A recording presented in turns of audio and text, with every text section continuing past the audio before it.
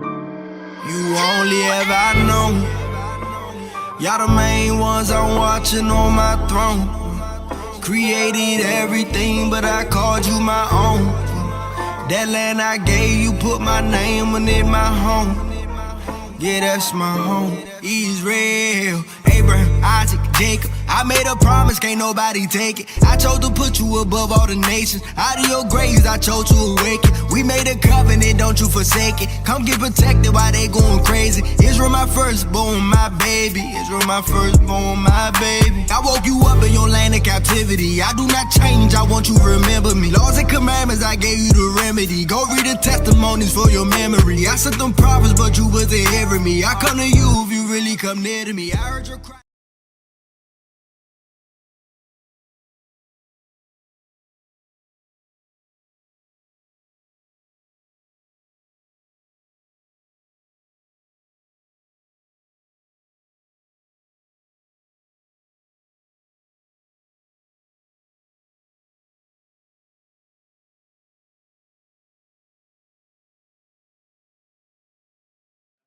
Us there, right? All right. Now watch this. If you go to, before we go to Jeremiah, go to Psalms 83 and 4. The book of Psalms, chapter 83 and verse 4. Mm-hmm. They have said, come and let us cut them off from thee, a nation. There it is. That the name of Israel may be no more in remembrance. In remembrance. That's part of the scattering. Now, again, we saw it here, Jeremiah 17 and 4. Let's quickly hit that. That's a common garden statement that we all are familiar with, if you please. 17:4. Yeah. The book of Jeremiah, chapter 17 and verse 4. It reads thus, and thou, even thyself, shalt discontinue from thine heritage that I gave thee, and I will cause thee to serve thine enemies. Cause thee to do what? Serve thine enemies. Serve your enemies. In the land which thou knowest not. In the land that you knew not. Khan, is that right? Now let's get back to the actual word scattering. Go back to Deuteronomy chapter 4 and verse 27. 4 and 27? Yes, sir. Yes, sir. The book of Deuteronomy, chapter 4 and verse 27. And Yahweh shall scatter you among the nations. Come on. And ye shall be left few in number among the heathen, whether Yahweh shall lead you. So that is all part of that. So go back now, if you please, to Matthew chapter 24. Matthew chapter 25, verse 24. Then he which had received the 1 talent came and said, Lord, I knew thee, that thou art a hard man, reaping where thou hast not sown, and gathering where thou hast not strewed. So this has nothing to do with his business. He chose to make it his business, and that's how this whole scenario begins here. Because what should he have done with his gift when the gift is given? Magnified, make it great. That's the word, magnify. Your job is to make it better, that no one can take away from you.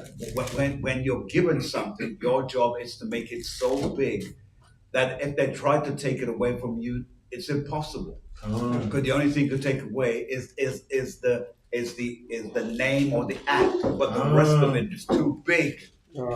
Right? Because it still belongs to the person who enveloped and developed it. Khan? Yes, sir. Yes, is it tantamount to mean you got your gift, you got the talent, but a lot of pastors or teachers die and go and have it taken away with them because they're meant to give it, give the knowledge out. Well, it's sort of like talents and gifts, people say that they're the same, but not really the same. And because a person can be born with a gift, but you can't develop a gift. You can develop a talent, but a gift is something that is born. You see? It's the difference between the two. Do you see where I was trying to go? I see exactly where you're trying to go. Yes. Did you have a question, Doctor? No, all right. So, did you say? Oh, no, All right. So let's quickly go back, if you please. Go back. Let's go back to Mark chapter 4. Yes, sir. We're going to read, if you please, Mark chapter 4 and what did we read? Read 14 again, if you please. Come, the book of Mark, chapter 4 and verse 14. The sower soweth the word, and these are they by the wayside, where the word is sown. But when they have heard, Satan cometh immediately. Right, so the thing that you have to do, whenever you're sowing the word, you have to be looking around. Your head has to be on a swivel. Because Satan is always close by. Had nothing to do with the conversation, but they're the ones who say, well, I heard that. We're not talking to you. If you want to have your own, walk up the block, and you can say whatever you want down there, but right here, this don't belong to you, right? You know the whole attitude of it. And then if you read on it says, yes, sir. And verse 15, the last clause. Yes, I want you to read the middle clause. Come, Satan cometh immediately. That's the word I want. Come. It's an immediate action that the enemy is doing. His whole purpose is to quash it, is to kill it, is to destroy whatever you have spent maybe 20 or 30 minutes teaching just to get this person to come around. And then it says, and Satan cometh immediately and taketh away. Notice the word that it used. It doesn't use the word take. If it was take, maybe I could swallow that. But there's the ETH behind it, meaning he's continually trying to take it from you. And then it says what? And taketh away the word that was sown in their hearts. In their minds. You spend 20 minutes plowing down, breaking down, giving history, and bringing Bible scriptural references. Then the enemy comes along and says 2 words. And remember, usually when we're speaking, we're talking to one of our own. And you know the devil, Esau, he likes to linger close. And sometimes Esau jumps and turns into an angel of light, so he looks like one of us.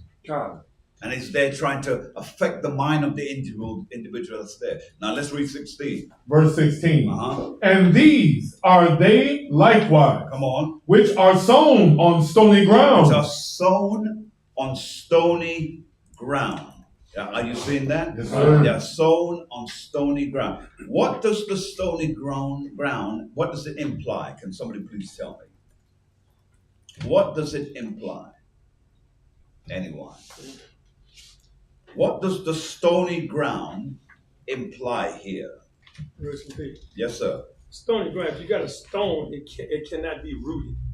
So it cannot be rooted down. So it's stony ground because nothing going to grow. Come on. Yes, sir. Grace, peace, Grace and peace. It kind of reminded me like when we was at camp on Saturday evening. This young guy was talking to Captain. I mean, he was just scoping. He was talking about everything. Really, he didn't know. He didn't really know anything. He didn't really know. Cap asked the word. What was that word you asked him, Captain? You said adorn. Adorn. He said, "Did you know what the word adorn means?" And he said, "Well, no, he didn't know. He didn't really know what adorn meant." But anyway, he was just talking. He was talking so fast, and it gave me when you said stony ground. I'm looking at him like he like stony ground. He was scoping on every little thing. He didn't want to accept nothing. He was just talking. All right. So you have the other individual. You said that like it's a stony ground. No matter how much you say, the person is hearing it, but is not receiving it in any sense of form. Yes, Doctor. Grace and peace. Grace and peace. I look at that stony ground, like a person who has, they'll listen to you, and as the second clause, I mean the middle and the last clause said they'll receive it. The ground will receive the seed, but it won't be able to take root because there's stones under the top layer. So they'll hear the word and they're excited about hearing something new. But the minute they leave, it's like there's no change. Yeah, that's good too. But all right, stay where you are for a minute. Can't finish the verse here. Come, this is Mark chapter I'm 4. back to you.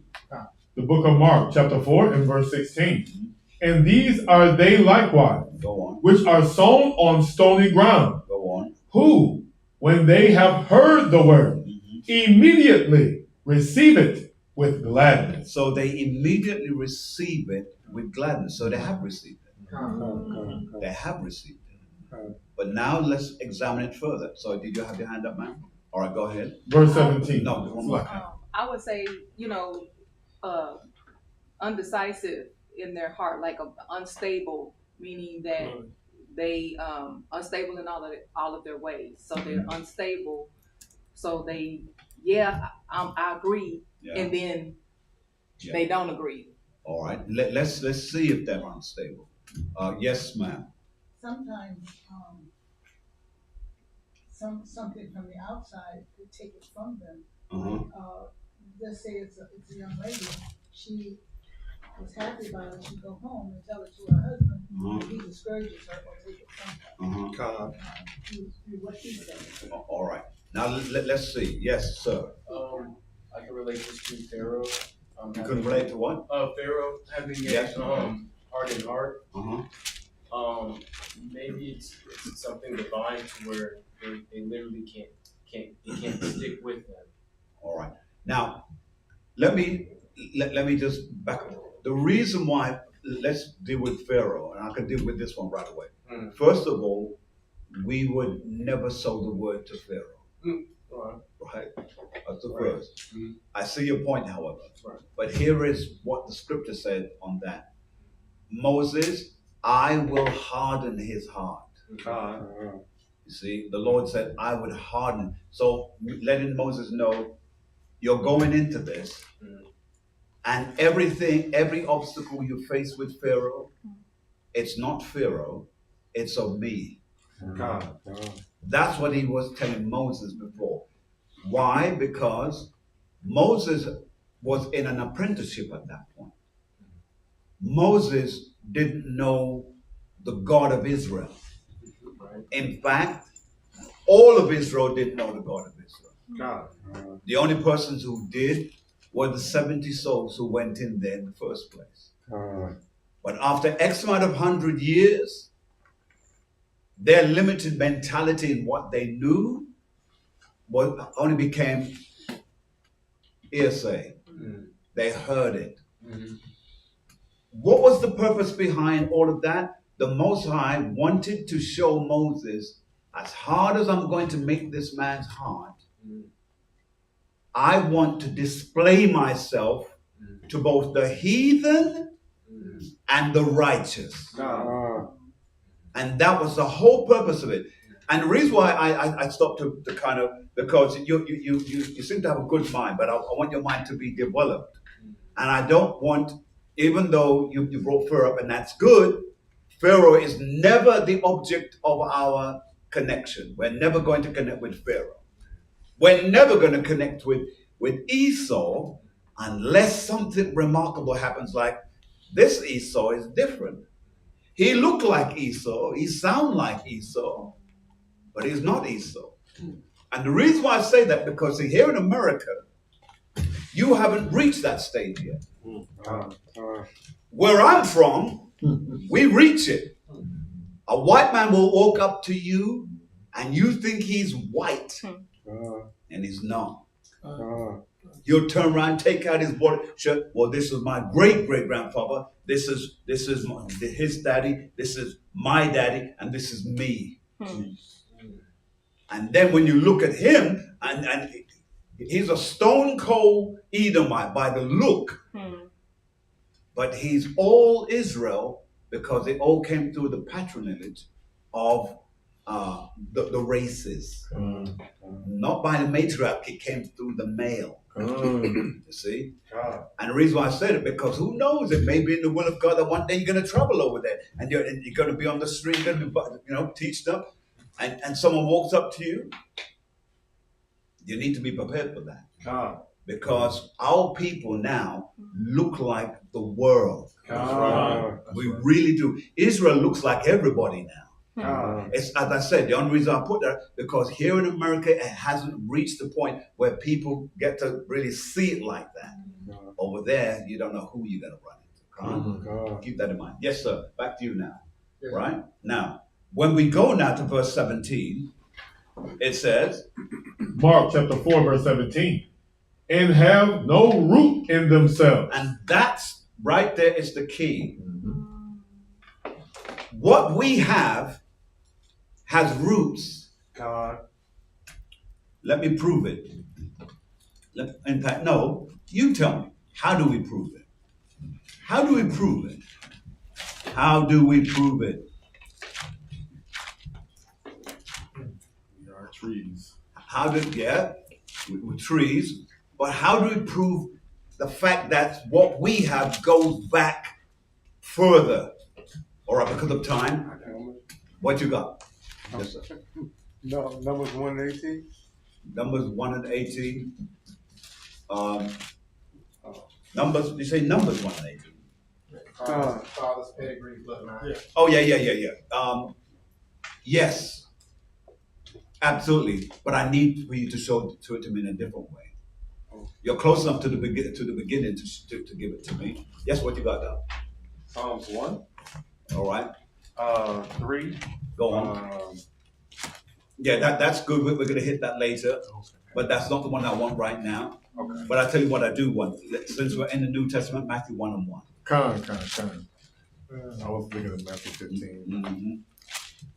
So Matthew 1 and 1 hits it up. Luke hits it up. And also, if we go back to Genesis, Genesis chapter 5 and 1 hits it up. Then Genesis chapter 6 and 9 hits it up, because it begins with one word that deals with root. All right, let's go. Matthew 1 and 1. Yes, sir. The book of Matthew, chapter 1 and verse 1. Go on. The book of the generation. That's it right there. The root to us is generational. Because a root follows the bloodline all the way back. That's right. Ours is a bloodline. That's why we know who you are. That's why we know who that guy is. It's a bloodline. That's why, remember earlier when I said to you that so-called Edomite looking fella, because he really is, takes down, he shows the pictures.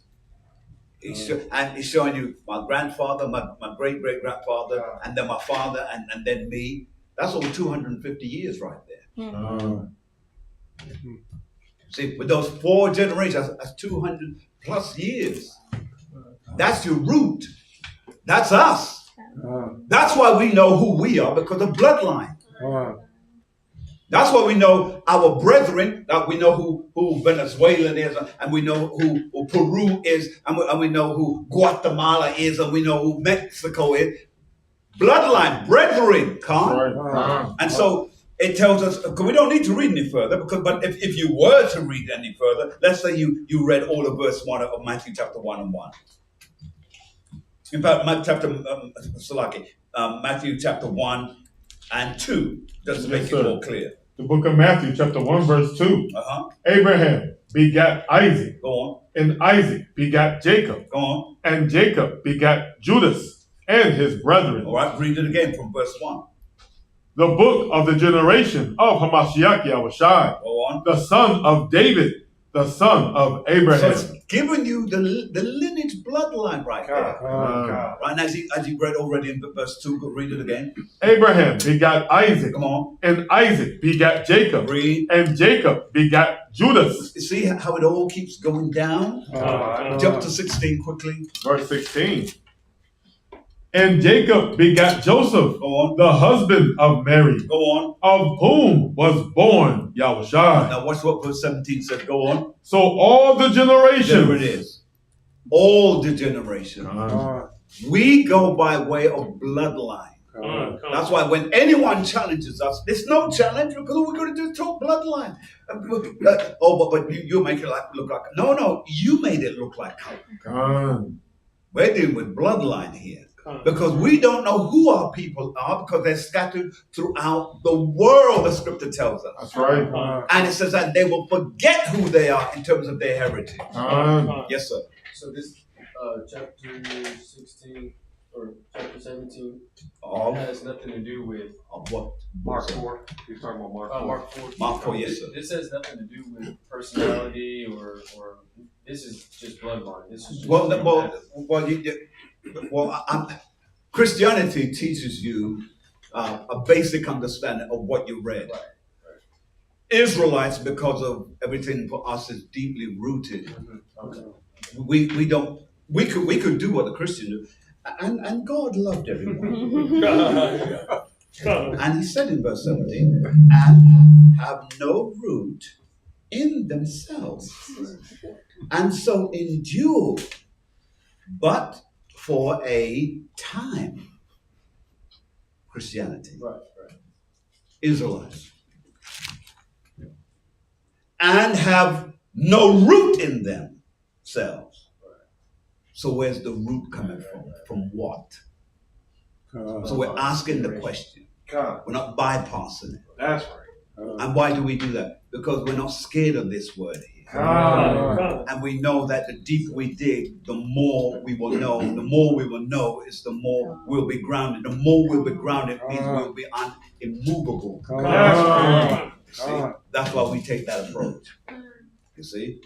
Because, and in fact, the person, what I've just repeated, comes from Paul. Because he approaches the scriptures like that. That's why they said, what Peter said, look, there's something that Paul teaches that you can find it hard to understand. But he dig deep. See? That's the difference there. That's right. All right. Hold on. Well, looks like Ken and I back there. I used to see his face shining over there. All right. So, what's this now? And so it says, and so endure, but for what? A time. A time. Now, here is what that means. Whilst everybody else reads a certain way, this is how we read it. This person was hot. They came in hot. How do we know they came? How do you know they came in hot, Pastor? Yeah. Because it says, when we go back, it said, and taketh away the word that was sown in their hearts, right? And then when we read the latter clause, it says, immediately received it with gladness, doctor. And you know how when the brothers receive it with gladness, and you said, they're on fire, we go, bro. And we happy for the brother because we said, bro. And you see, when somebody has what you have, you say, oh my God, this thing is wonderful. But what happens is, the scripture lets us know it's for a time.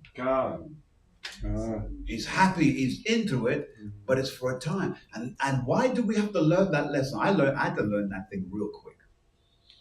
Because you'll get some people coming in and you rub your shoulders with them and you going out there, it's excited. And then one day, wait, blah, blah, blah. He going. He going where? Because what happens is, the Most High put it in his heart, but his heart was filled with stony substance. And you can grow plants in stone. That's right. Have you ever seen that? Oh yeah. There's places that I know, maybe not over here, I'm sure they exist here, where you'll see a plant begins to grow out of a stone. The longer that plant grows, what do you say, sir? Has to crack. And the longer that plant grows in that stone, as tough as that stone is, that little plant will crack the stone in half. God. That's right. And so that's what happens to this particular individual. You see? Now watch this. Run to Jeremiah. Jeremiah chapter 17. I know you think I'm going back to the same thing we read earlier. No, but it's Jeremiah chapter 17. We're going to read verse 8. It's the book of Jeremiah, chapter 17, and verse 8. For he shall be as a tree. As a what? As a tree. As a tree. Let's read. Planted by the waters, Go on. And that spreadeth out her roots by the river. By the river. Go on. And shall not see when heat cometh. Go on. But her leaf shall be green. Come on. And shall not be careful in the year of drought. Come on. Neither shall cease from yielding fruit. From yielding fruit. Right? And then read verse 9. Verse 9. The heart is deceitful above all things. Because the heart can look good one minute, and then the next minute it look bad. So it says the heart is deceitful above all things. That's the heart. Now when it says the heart, by the way, it doesn't mean literally here. Because this doesn't think. It's speaking about the mind. That's right. And so then it says, and desperately wicked. And the mind is desperately wicked. Go on. Who can know it? Who can know it? Now, before I go to Psalm 1, I want you to run with me to back to Mark chapter 7 and 21, please. Mark 7 and 21. The book of Mark, chapter 7 and verse 21. Go ahead. It reads thus. For from within, out of the heart of men, Come on. proceed evil thoughts. Read it one more time. Name it and read it. Mark chapter 7 and verse 21. Go on. For from within, out of the heart of men, Go on. proceed evil thoughts. Evil thoughts. Go on. Adulteries, fornications, Go on. murderers, thefts, covetousness, wickedness, deceit, lasciviousness, Go on. an evil eye, blasphemy, pride, foolishness. All these evil things come from within and defile the man. And defile the man. And what you just read there ties in nicely with Jeremiah chapter 17 and 9. 8 and 9. Right there. That's like your precept. I'm just throwing that out. Now, let's go from there, if you please, and go to Psalms. Because we have to hit Psalms. We could have hit it later, but I want to hit it early. So, Psalms chapter 1 and 3, please. Yes, sir. The book of Psalms. In fact, just begin at the top. The book of Psalms, chapter 1 and verse 1. Blessed is the man Go on. that walketh not in the counsel of the ungodly. Right, because we don't, the counsel means to take wisdom from. So we don't take wisdom from the ungodly. Go on. Nor standeth in the way of sinners. And we don't make ourselves or find ourselves abording with those who are sinners. We don't find ourselves there. And then he says, go on. Nor sitteth in the seat. Hold it. Now it uses the word sit. So nor sit. Because the seat now carries authority. That's why kings and people in authority, they all have a seat of authority. And so that's why it says, nor what? Nor sitteth in the seat of the scornful. So we don't spend our time there. Remember this, my brother, that ETH at the end of any words means to continually do. Right. And then it says in verse 2, read. Verse 2. But his delight is in the law of Yahweh. When it uses the word delight, when something is lit up or illuminated, it means that his wisdom comes from what? Is in the law of the Lord. That's where his wisdom comes from. And then it says, and in his law. Stop. Now you see, it's telling you there. And in his law, what? Doth he meditate day and night. And we know this because the scriptures tells us that. What book would we go? What first chapter would we go to find it? Yes, sir. Joshua 1 and 8. Joshua 1 and 8. So just make a note of that for some of you who are precepting that. That's Joshua 1 and 8. Let's read on. And he shall be like a tree planted by the rivers of water. And that's the key there.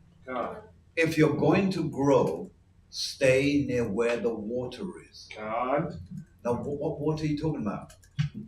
This is living water. That's right. We wash with it every week. And it keeps us clean. And so it says, and he shall be like the tree planted by the rivers of water, meaning this water here doesn't cease. Come. And it says what?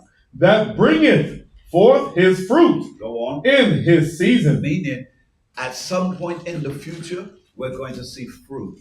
God. In other words, if you're real, we will see someone who looks like you come into this truth. God. Why? Because you brought them in. Because everybody at some point brings in somebody. And so it said, bringeth forth fruit. And notice it doesn't say right away necessarily. It says, in due season. Read it one more time from the top 3. Verse 3. And he shall be like a tree planted by the rivers of water. So the rivers of water, for those of you that don't know, it simply means, on a more intelligent level, it means knowledge and truth. God. Read. That bringeth forth his fruit in his season. Go on. His leaf also shall not wither. Go on. And whatsoever he doeth shall prosper. It shall prosper. You see? In other words, if he goes to a nation, that nation prospers because of him. That's right. Everybody got that? All right, let's quickly run, if you please, to Ephesians chapter 5. Ephesians chapter 5.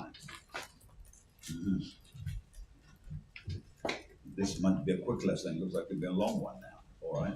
So Ephesians chapter 5. We're going to read, if you please, verse 26. Yes, sir. The book of Ephesians, chapter 5, verse 26. That he might sanctify. Go on. And cleanse it. So sanctify. Now notice the words it's using here.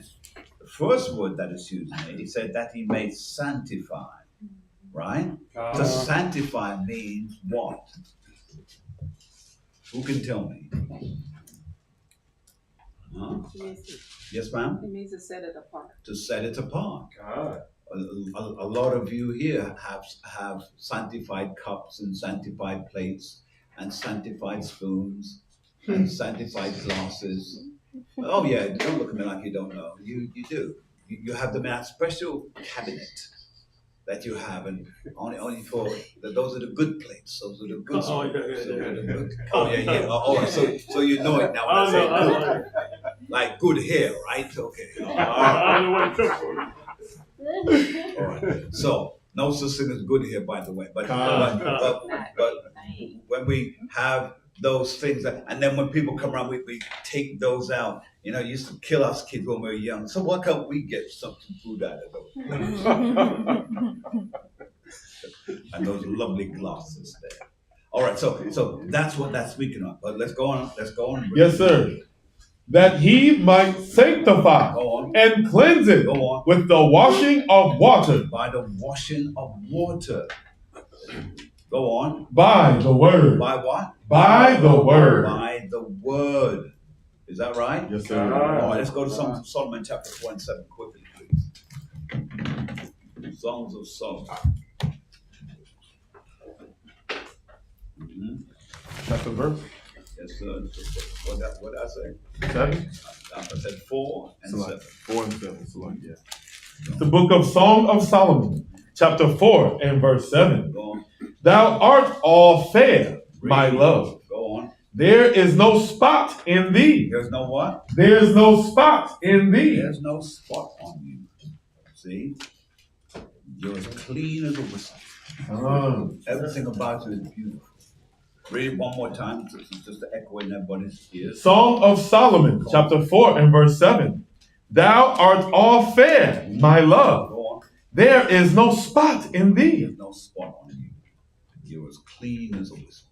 Right? Man. All right. So let's quickly, whilst we're there, let's go to Colossians chapter 1 and 22. Hit that up for me, please. The book of Colossians, chapter 1 and verse 22. In the body of his flesh, through death. Through what? Through death. Go on. To present you holy and unblameable. Go on. And unreprovable. Go on. In his sight. See? So this helps to present us as something special. See? The good Israelite. The good plate. The good cup. Everybody got that? Makes sense so far? All right, good. Now, with that, let's run to Sirach. Let's go to Sirach chapter 39. Now, Sirach 39, it's a great read. Sirach 39, but let's begin at 1. Yes, sir.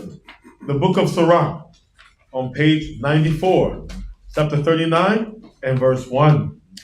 But he that giveth his mind to the law of the Most High.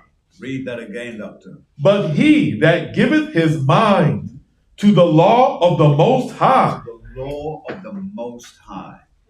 That's something that you have to be dedicated to do. Yes, sir. Why is that? Because when you give your mind to the things of the Most High, there's a term that's called synapses.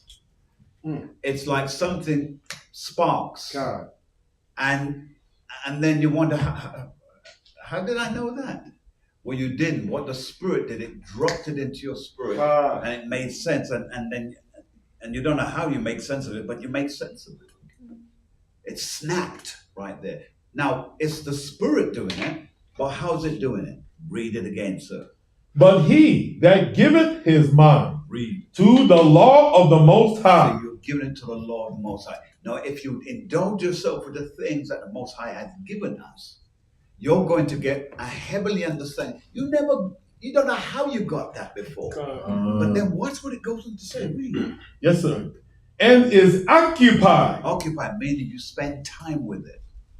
Occupationally. Read. In the meditation thereof. In the meditation. Mean when you got it, it was so fascinating. It kept on going over and over and over in your mind and over. And then when you quote it, people think you've been on that all the time. You haven't. It's just that the Spirit dropped it into your head. You can't get rid of it. And watch what it goes on to say now. Read. Will seek out the wisdom of all the ancients. Of all the ancients. See that? And watch what it says next. And be occupied there it is again. in prophecies. In prophecies. And then when you study prophecies, the prophecies become almost self-evident because it becomes clear to you. And you don't know why. I think it is Psalm the way it said, I will show you the dark secrets of the ancients. So it said, yes, sir. Psalms 1 and 2. Say again? Psalms 1 and 2. Let's go. Let's quickly just go by there for a minute. The book of Psalms, chapter 1 and verse 2. It reads thus. But his delight in Salaki is in the law of Yahweh. It's in the law of Yahweh. Go on. And in his law doth he meditate day and night. Day and night. So that's really where we're spending our time. Go on, sir. Verse 3. And he shall be like a tree planted by the rivers of water, Read. that bringeth forth his fruit in his season. His leaf also shall not wither, and whatsoever he doeth shall prosper. Now, this is how you know how you compare it. And this is why the other group tries to take away what you have. Read verse 4. Verse 4. The ungodly are not so. That's Esau. God. And that's why they stick around to want to come and show, we heard that our church, but I'll tell you what, you can go on the internet, when you go in, you go here, and it will give you more facts of these guys. Yeah, they like to do that. But read it again. Verse 4. The ungodly are not so, but are like the chaff. They're like nothing. Go on. Which the wind driveth away. That's right. Read. Therefore, the ungodly shall not stand in the judgment. In the judgment. Meaning when judgment comes, they're going to collapse. They're going to buckle. They're going to fall. They're going to fold. Read. Nor sinners in the congregation of the righteous. The congregation of the righteous. That's Psalm 73. Psalm 73. Yes, sir. And verse 12. The book of Psalms, chapter 73 and verse 12. Behold, these are the ungodly who prosper in the world. Read. They increase in riches. There it is. Keep going. Verily, I have cleansed mine heart in vain, Go on. and washed my hands in innocency. Go on. For all the day long have I been plagued, and chastened every morning. There it is. Read on one more. If I say, I will speak thus, behold, I should offend against the generation, Against what? against the generation Go on. of thy children. Thy children. Be careful that we don't say anything from the Come. bloodline there. Is that making sense? Yes, sir. All right. Now let's quickly go. Let's go back because, as I said, this in Ecclesiastes, this Sirach here, 39. It's a sweet read, by the way, but I'll leave that to you. But let's read. You want Sirach? Yes, we're back to Sirach. Come, the book of Sirach, chapter 39 and verse 2. Now let's read verse 2. Go on. He will keep the sayings of the renowned men, Read. and where subtle parables are, he will be there also. Read. He will seek out the secrets. What? The There are secrets the secrets. He'll seek out the secrets. Go on. of grave sentences, Read. and be conversant in dark parables. See dark parables. Go on. He shall serve among great men, Read. and appear before princes. Read. He will travel through strange countries, Read. for he hath tried the good and the evil among men. Come on. He will give his heart to resort early in the Lord Come on. that made him. Read. He will pray before the Most High, Go on. and will open his mouth in prayer, Read. and make supplication for his sins. Now, what it means when it says he will open his mouth, and will open his mouth in prayer. Now, one of the first things that we ought to do, you've heard me say a number of times, don't start your day without praying. Some of you make the mistake and think, well, I need to be praying long. No. The first thing you do, you're going to give praises that I've awoken on the other side of a night. Right? I see the light, I'm alive, I'm still breathing. You give him some praises. And now that opening your day sets you up until you have the time to pray like you want to pray. Go on. And then you put yourself together, as one of the old prophets said, he then went and he washed his face and he put oil and fragrance on himself, and then he went before the Lord again. So he fixed himself up to pray appropriately at that point. Can't? Make sense, everyone? Yes, all right. So now, because of time, are we doing? Ooh, okay. Jump down. Where did we stop? Verse 5. Verse 5. I want to. Now we're going to keep reading. Come, verse 6. Sirach chapter 39, verse 6. When the great Lord will, he shall be filled with the spirit of understanding. Spirit of understanding. That's why, remember what I said earlier, that's how you come to know things that you didn't know before. It's like it snaps into your mind and you can't get rid of it because he gives you the understanding. Read it again, please. When the great Lord will, he shall be filled with the spirit of understanding. Right.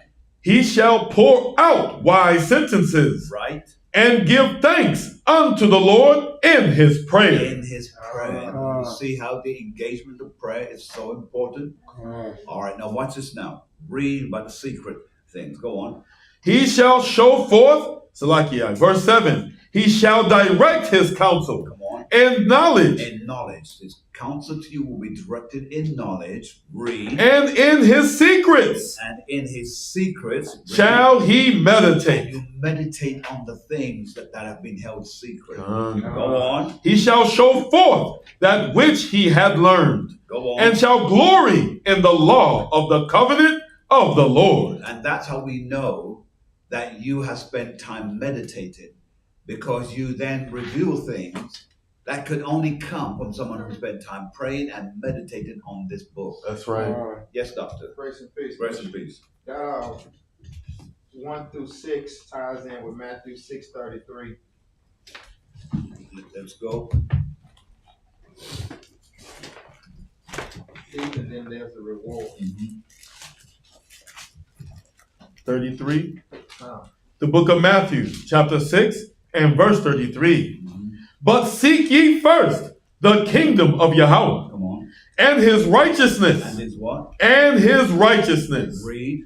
And all these things Read. shall be added unto you. Come on. Read on. Come. Take therefore no thought for the morrow. That's what many of us do. That's why we're stuck.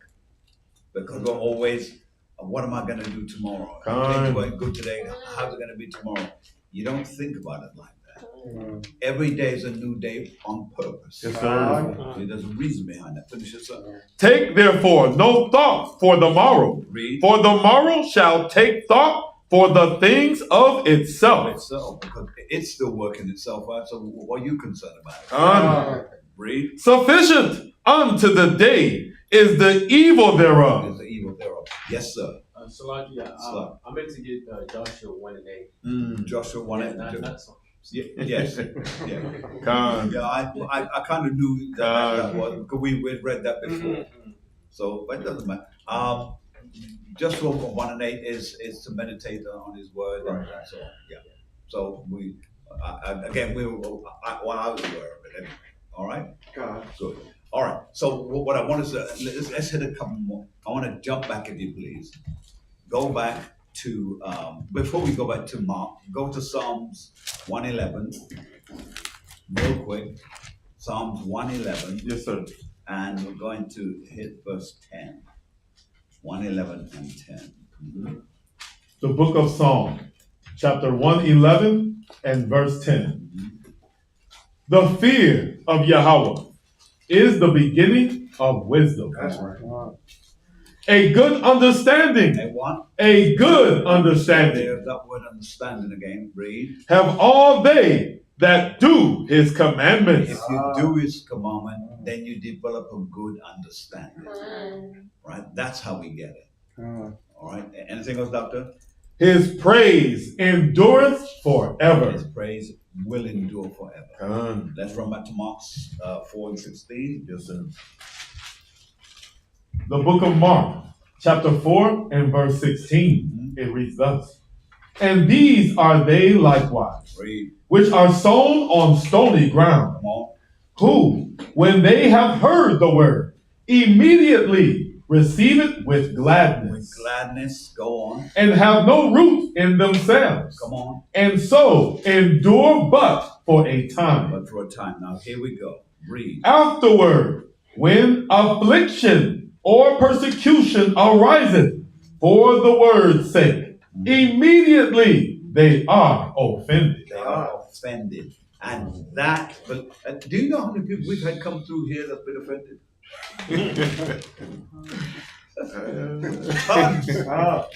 Tons. Male and female. Tons. Oh, hello. So I've been missing you for a couple of weeks. Yeah, I can't. What happened? Well, if I'm going to be honest with you, I was very offended by what you said. Blah blah blah. I said, oh, really? So, can you explain to me what were you offended about? Well, blah blah blah, and they go through it, and you know, I don't always call, but when I do, it's always offense. They've been offended. Now, so what are you going to do? Are you going to keep moving around when you get offended by every place that you go? Doesn't make any sense. It's like being in a marriage. I don't want to be with you no more because you offended me. I mean, I listened to Steph Curry and his wife. Oh, yes. Oh, it's And she said, I didn't want to get married. I didn't want any children. And here's the thing. Everybody's looking at him. No one's looking at me. yes. Oh, wow. What? Wow, man. You're the man's wife. He don't want no one looking at you. Why you want someone looking at you? Yes, yes. Well, I just feel like I'm missing. Yeah, you'll be missing around. You'll be missing. Once he divorces you and all the rest of it, because that's what he will do. Because she's embarrassed him now. Yes, yes. Across the whole world. Yes. Because yes. remember, this isn't just in America. This is what's happened all over the earth. And so wherever he goes, his business is out there now. Yes, yes. So yeah, bro. So let's read, if you please. Let's read the latter clause from afterwards when affliction comes. Let's read that. Come. This is Mark chapter 4, verse 17. There we go. Middle clause. Afterward, when affliction or persecution arises, for the word's sake. For the word's sake. And it's happening for the word's sake. Come. Read. Immediately, Go on. they are offended. They are offended. Offended. So, give me a scripture with that. Yes, sir. Well, what you were going on about being offended. Yeah. This is the number one. The book of Matthew, chapter 10 and verse 37. Let's go. This is the number one. He that loveth father or mother more than me Go on. is not worthy of me. All right, name it and read it again. Matthew chapter 10 and verse 37. Go on. He that loveth father Go on. or mother Go on. more than me is not worthy of me. Come on. And he that loveth son or daughters more than me is not worthy of me. Come on. And he that taketh not his cross Go on. and followeth after Go me on. is not worthy of me. Not worthy. Go on. He that findeth his life shall lose it, and he that loses his life for my sake For whose shall sake? for my sake Go on. shall find it. Shall find it. That's the number one. Very, very sad. Read the last clause again. Name it and read it. This is Matthew chapter 10 and verse 39. He that findeth his life shall lose it. Shall do what? Shall lose it. Now, when it says find his life, what does that mean? Can someone tell me quickly, please? Yes, ma'am. He that comes into the truth, you find your life, and then you abide by the law, statutes, and commandments, which is narrow. So you're gonna lose your life because you're not in the world anymore. And then, if we are found worthy to be part of the first resurrection and the 1/3, then you will find your life again, because you're gonna wake up in your new body. All right.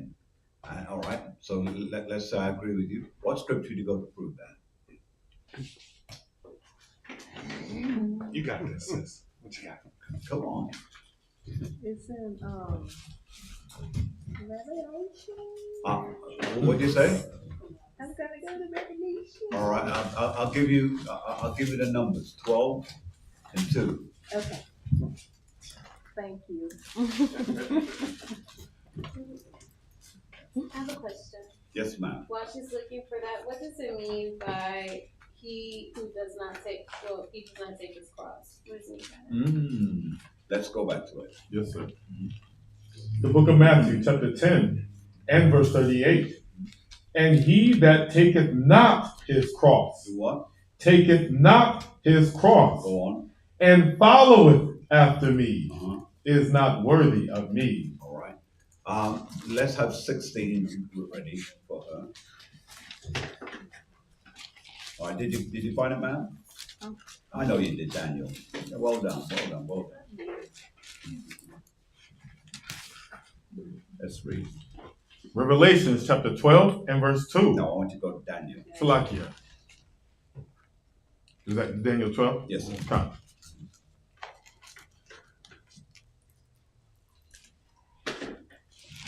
The book of Daniel, chapter 12 and verse 1. No, 2. Verse 2. And many of them that sleep in the dust of the earth Come on. shall awake, some to everlasting life, Go on. and some to shame and everlasting contempt. There it is. All right. So back to Matthew now. What did I say? Let me reconfigure my brain. Oh yeah, Matthew 16 and 24. Let's read. The book of Matthew, chapter 16 and verse 24. Yep. Then said Yahushua unto his disciples, Listen carefully now. if any man will come after me, let him deny himself. Meaning, don't count yourself. To deny yourself means I'm not counting myself. I don't see me as being anything. Right? Right? So I count but Paul put it this way, I count everything but loss to win the excellency of the Most High. So here, deny yourself means I don't count myself. I don't see myself as anything. I can't do this of myself. So he says, let him do what?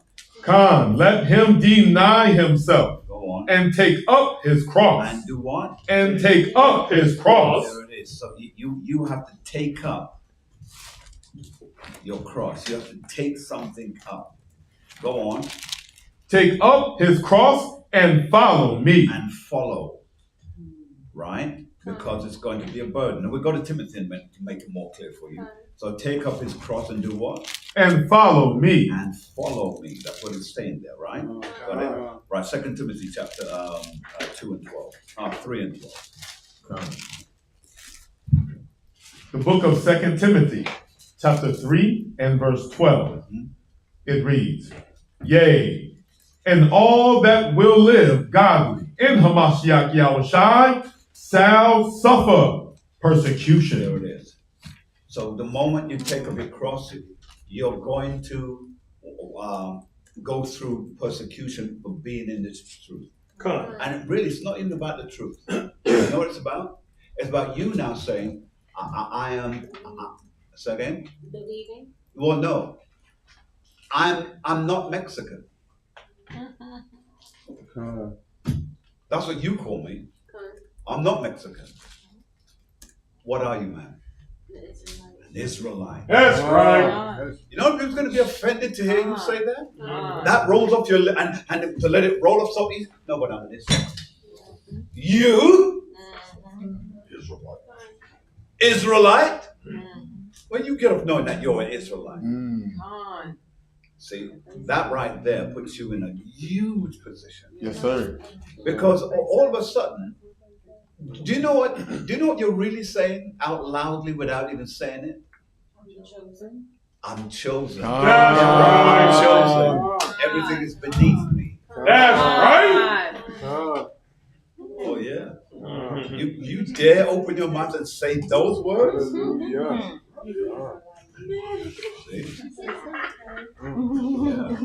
Yes, sir. It's also wearing fringes openly in public as well. Say again? It's also wearing fringes openly in public as well. Oh yes. You see, look, what fringes is, it's saying, I don't care what you think. What you doing? Minding my own business? Because your fringe is your business now. And see, when you wear them openly, it's a statement. It's like wearing a t-shirt that says, I am chosen. I'm the Most High's #1 fan. You know? I've got next. You see, it's a statement. And so your fringes says a whole lot without you even having to open up your mouth. And I tell you what will happen to you when you do wear your fringes open. People will go, so. The audience won't have a conversation. You know, they know. Keep it moving. Right? And then if anyone's interested in wanting to know, drop it. Excuse me, where is your camp? Yeah, it's a walking billboard for only those who know. All right. Anything else, sir? I'll just say. No, you go ahead. I was gonna say, how do you feel about those who wear their fringes? You've got to be very careful when you use the word. How do I feel? I don't feel anything. I read what this book says. That's right. That's right. That's what I feel. So then what about Israelites that wear their fringes are at certain camps that represent the truth in a bad light, and then being grouped in with those who may have a foul mouth or carry themselves not according to the word, but you both share the same. Well, I'm experiencing that every day that I wake up and I look in the mirror and I see that I'm a black man. There's a whole lot of black people out there who don't carry themselves the way that I carry myself. And guess what? What am I going to do? Paint myself another color? I'm going to go out there, same black man, but what am I going to do? Make this black man as excellent as I can make. That's right. So whatever the other camps are doing, good luck to them. But the camp that I'm with, I'm going to try and make myself as excellent as I can within that camp. That's right. All right, good. All right. We have to stop there. This is, again, as you know, we don't rush through to get the scriptures out as we used to. I don't do that. Yes, sir. Yeah, grace and peace, Pastor. Grace and peace, Doctor. When you said about something white see his zits we was at camp and I went to the grocery store and I was coming out of the grocery store and she looked like Esau and she looked at me, she said, I like your zits.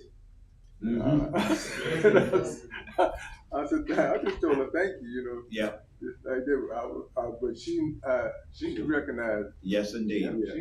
Yeah. But you see, these people, they are becoming more aware of who we are. And even the ones that don't like it, they can't deny it because they know that there's more to us than what meets the eye. Remember, they love everything about. Look, I saw something today which I thought was heinous. And why was it heinous? It was all white people calling themselves Egyptians. And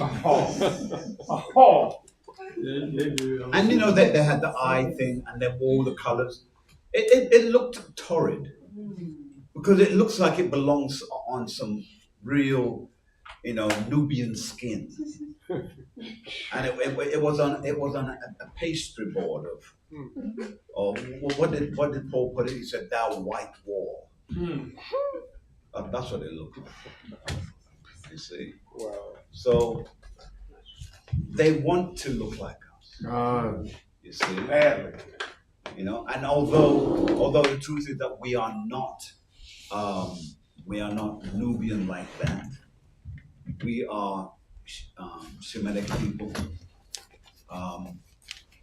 But here's my point. My point is this, that we are different from all the other nations. Most people don't get that because this is the first time now that black people have to realize there's a whole lot of black people, but we are not all the same. That's right. Like there's a whole lot of Chinese people, but they're not all the same. That's right. They used to try and take the Mickey. You used to that expression? Are you used to that expression? Take the Mickey? No. All right. No. Take the Mickey means obviously to tease someone. Yeah. But the plays in the dozens is all right. Your mama this, and I'm not talking about. What I'm talking about is to tease. Maybe. I got you. Yeah, they tease. And talk about what I've been talking about now. Yeah, I've actually forgot it. All right. See, that's why I can't be. You see, sometimes you see me stop when people are moving around. It's because I've got to concentrate. Don't look at that person. I literally forgot what I was going to say. All right. And it was going to be a gem too. Hallelujah. It's just one of those things. I'll have to do more memory exercises, I think. Right. Any questions from anyone before we all right. Well, say again? It'll keep us here. Yeah. Well, I hope that you've enjoyed the teaching today. For those who listen to us from here and far, we hope that you tune in next week. We will finish this off next week. We won't do it all now, but we'll finish this off next week, get more into depth with it.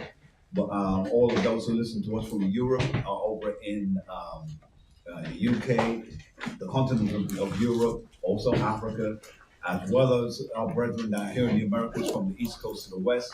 We want to say to you on the behalf of myself and the families here, please like us, subscribe, and give us a thumbs up and share this good news. And we look forward to seeing you on the Sabbath. Baruch Shema Mashiach Selah. Say, wow. All right.